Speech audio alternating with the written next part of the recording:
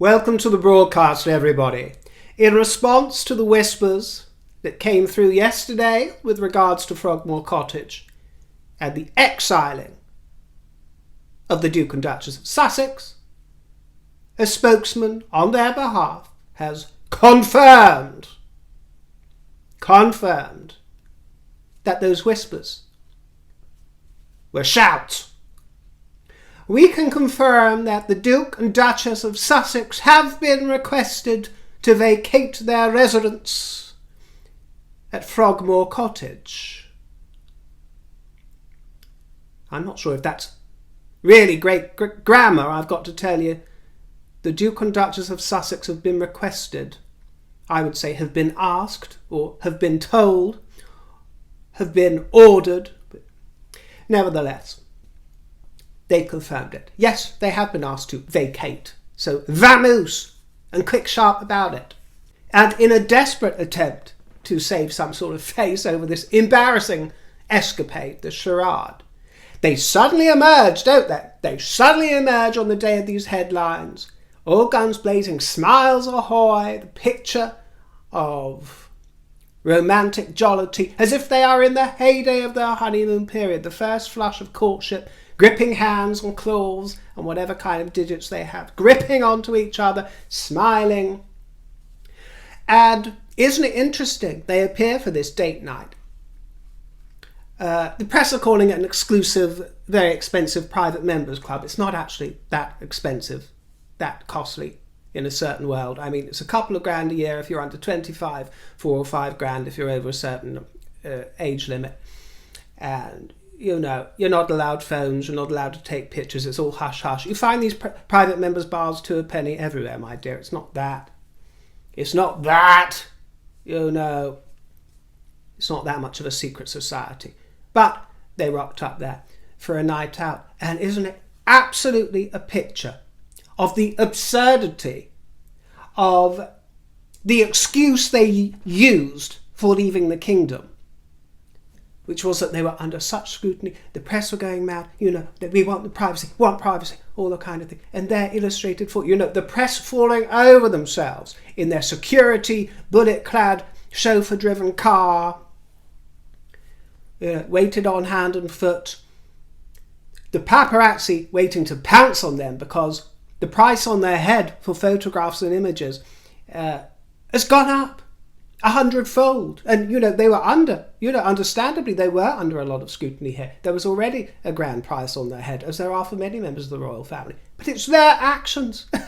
It's their actions that have increased that price on the head. And there's no royal rota, there's no understanding and agreements to protect their children, for example, as the children are going to come up through the years. That's one of the main differences. But they appeared, this publicity-shy duo, who want control of their security, swamped by media. And that imagery of the chap holding an umbrella because she couldn't bear to get a splash of rain on her coat. Isn't that what that coat is for? That big coat that I'm sure is a wonderful luxury piece, but on her looks like some sort of body bag, doesn't it? Awful. With the little sort of vinyl sticks straddling out the bottom, a bit like the roots of Catherine's leek brooch that she wore yesterday at St. David's Day for the parade, like some sort of leek with straddly roots sticking out the bottom, you know, under this body bag affair. Oh no. But isn't that coat, you shell out all these thousands of buckers on this wardrobe, but you can't use the coat for its purpose, a little splash of rain. I mean, it wasn't some torrential monsoon, was it? But she has to have her servant there with some umbrella over her. And isn't it funny? Can you imagine the imagery if a black man such as that, a black man hired help, was pictured with an umbrella over Catherine, can you imagine? Oh, the optics! You know, heaven forbid. You know, and none of us would notice this kind of thing if it wasn't for the fact that Harry and Meghan had saucily thrown their hunches into the public realm, which they later deny. which they later deny. Oh no, we never said that they were racist. We wouldn't suggest such a thing, my dear. You know, a bit of subconscious bias, unconscious bias, but no racism. We heard you the first time, darling. So did Oprah, and so did the rest of the world. Harry didn't actually look bad for once, I've got to say. For Harry, he actually didn't look bad. I can't really criticise the clothing that he pulled together for this expedition, or his look. Even the dandelion affair looked sort of acceptable in that light. But Meghan, I noticed that her face is a completely different colour from her ankles now. Have you noticed this? It's a completely different shade. And I know some people say she blacks up to bring out more of that complexion. It's not even that. It's the rouge. You know, she wants that first flush of bloom of the young ingenue, doesn't she? She wants to bring that. And we're all a bit guilty of doing that, you know, amping up the rouge from time to time, my dear. But, you know, get it right. You don't need to apply it in a great big circle around the entire face. Just a little pop on the cheeks is fine, Meghan, you know. The blushing rose that you are. And I'm sure some of you might be surprised to see them together, frolicking, looking like they're having a ball, because you tell me that you read in the press rumours of their separation, lawyers being called in, affairs with businessmen, all this kind of thing. Well, I can only offer you what I told you several weeks ago when these rumours started emerging, and I told you that my sources, based over the pond, told me that that's utter sophistry and that they're actually thriving at the moment. Well, you can make up your own mind, look at the pictures and ask yourself if they're putting on a charade or if they're not. But my information was that those rumours are sophistry. So it doesn't surprise me to see them gadding about having a fabulous time. But who knows what goes on behind closed doors? I certainly don't, and I'm sure they have their moments of misery. But my information is that they are holding and clinging on tighter than ever to each other, because it would be folly for them, wouldn't it, to fall apart at this moment and be seen to have that sort of egg on their face. So this theatrical presentation of folie à deux at work and being presented to the world to see on a grand platform and stage continues to churn. Meanwhile, on the other side of the pond, their brother and sister-in-law were getting on with true royal duty as they welcomed the Crown Prince and the Crown Princess of Norway to the kingdom. And they had a meeting at Windsor Castle. The Norwegian royals are here on a 2-day visit, actually. And Catherine looked lovely in a green Burberry suit and blouse. Very nice. And the meeting was held with representatives from leading Norwegian businesses working on green energy solutions. What else? And the Norwegian ambassador was also there and present.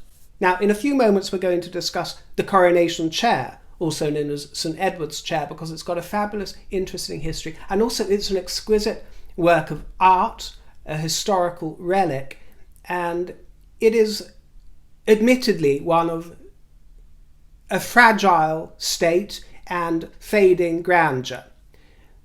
Most certainly.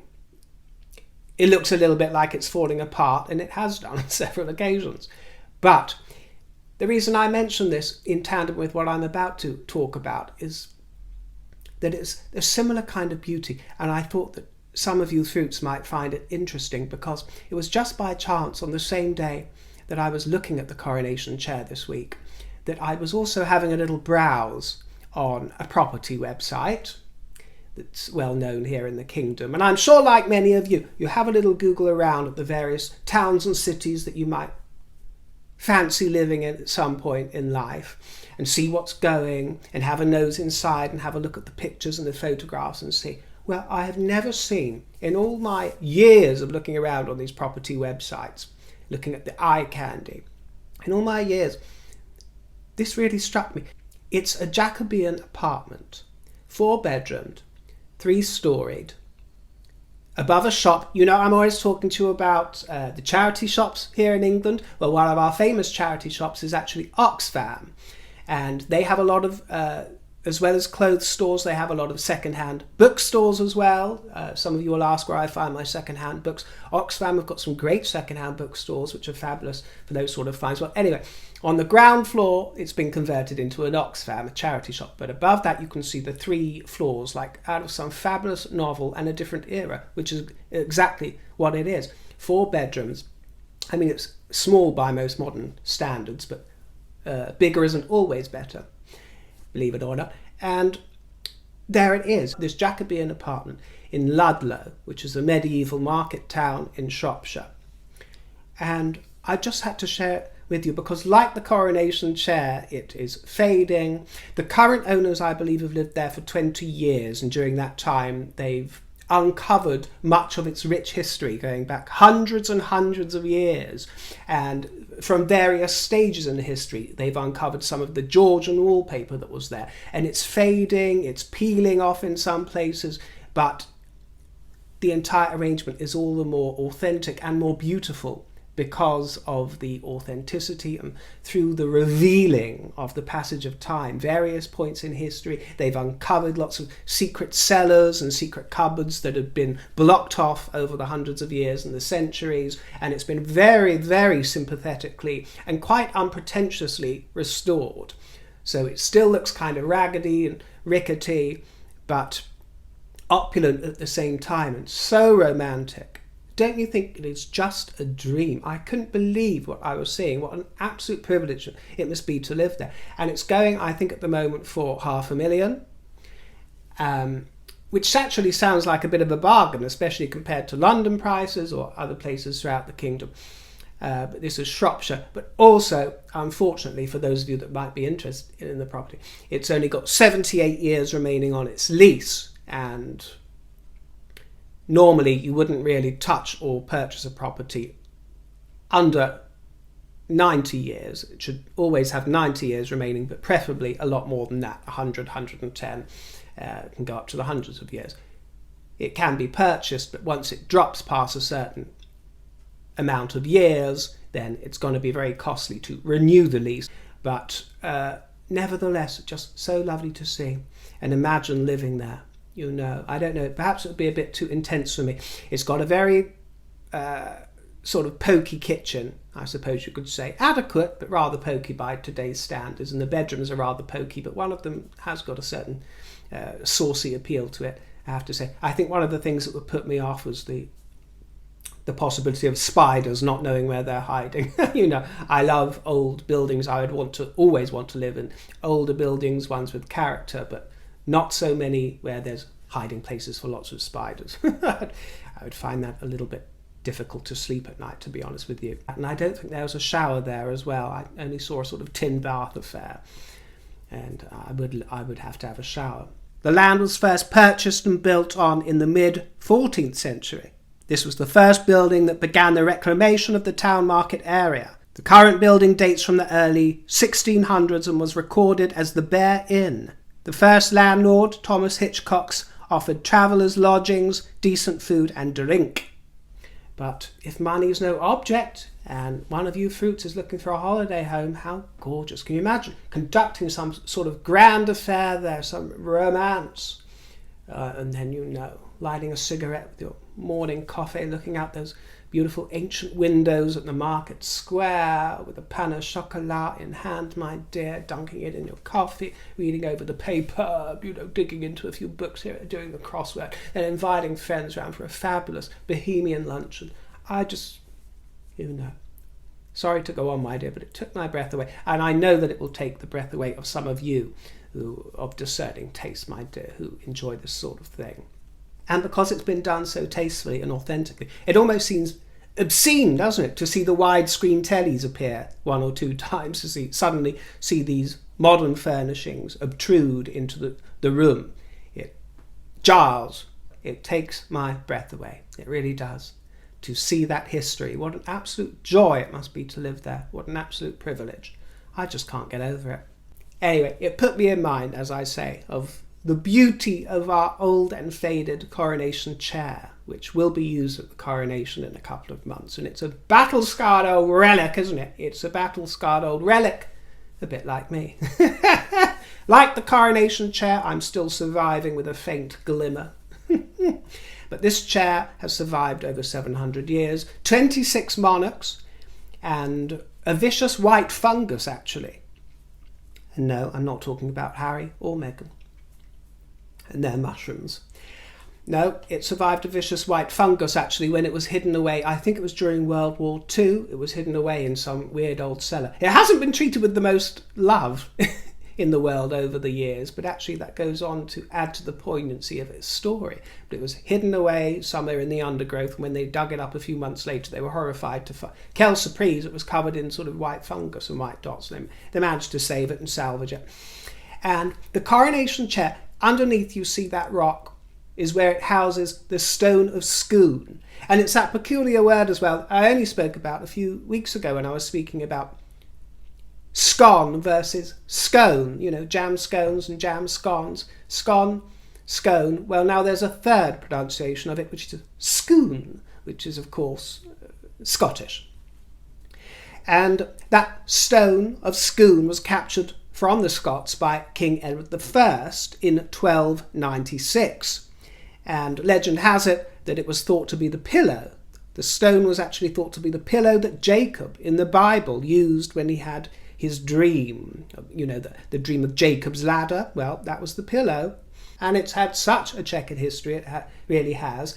And of course, because it was taken from Scotland, it was actually stolen, or there was an attempt to steal it back by Scottish nationalists in 1950. But unfortunately, they dropped it and it broke in two. So, not so good. But it split in two, and it also split the seat and a wooden rail. The suffragettes also had a go at it. They hung a bomb from it, rather a small bomb, but this was in 1914, and it left a scorch to the upper left-hand side of the chair. And there were more indignities caused to the chair during Victoria's reign in the run-up to her Jubilee. In 1887, it was coated with a brown varnish, almost like a thick paint, but it was a varnish, which they later decided that they didn't like, so it was scrubbed off using all kinds of spirits and instruments. And that harmed the medieval gilding, which remains very fragile. And as you can see, it's been undergoing restoration work recently, I should say not restoration, but conservation work. And originally, the monarch would have sat on the stone itself, perhaps on a little cushion to make things a little bit more tender on the old buttocks, but they sat on the stone. It was only 500 years ago that eventually a wooden seat was added. And as you might have noticed, there's lots of graffiti on the chair. People weren't so precious about antiquated furniture in ancient times, obviously. Well, not ancient, but centuries past. They weren't so precious about it. They didn't realise that sort of beauty in furniture and arts and crafts was so transcendent. You can see it now. Our most beautiful villages and towns here in the kingdom are the ones with the medieval influence, Jacobean, times past, even, down to the 1900s, early 1900s.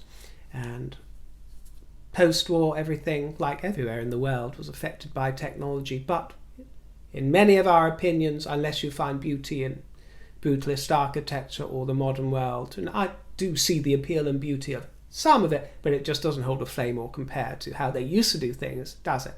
And the old architecture, which might not be so practical now, also health and safety conscious. But haven't we lost something marvellous? Not just here in the kingdom, but all over the world, because everything was so exquisitely made, so beautiful, so crafted.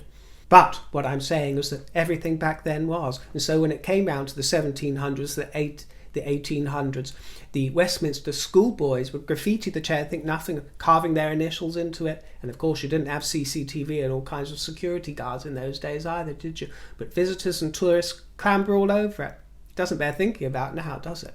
But that's the way it was. And actually, even though you could say it's a pity that it's graffitied, there's a certain charm to it, isn't there? And a certain romance. And it's actually, a lot of the graffiti is on the side that you will see, right next to the king. And of course, even the graffiti of days gone by is a lot more attractive. And the calligraphy is more attractive than what you'll get these days with "I was here," sort of with a spray can. At least they took the time to carve, I suppose. But one of the pieces says, one of the graffiti pieces says, "P. Abbott slept in this chair 5th to 6th of July, 1800. Barriers were eventually installed to discourage interlopers in 1872, But for hundreds of years before that, they could do what they want, really. But barriers were eventually installed so that nobody else could keep just hopping in and taking a cat nap on the Coronation Chair. I wouldn't be able to resist, though, would you? As I say, it's the oldest piece of furniture in the land to retain its original function. I mean, that's pretty astonishing when you think of its age, that it is still serving that function after all these monarchs.